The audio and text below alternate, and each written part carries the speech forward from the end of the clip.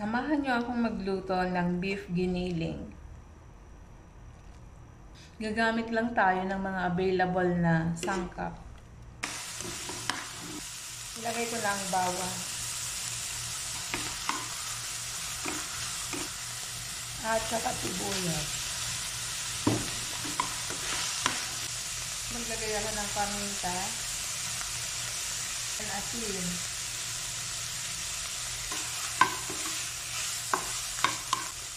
Lagay tayo ng konting oil. Ilagay na natin ang patatas.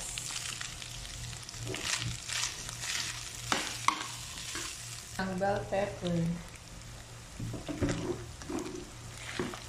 Wala tayong carrots, so bell pepper. Lagyan ko ng green peas. Lagyan natin ng oyster sauce.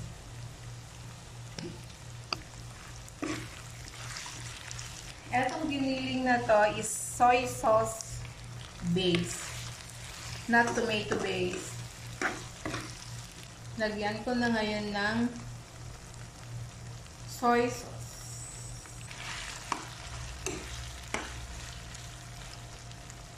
Thank you for watching. Keep safe, everyone.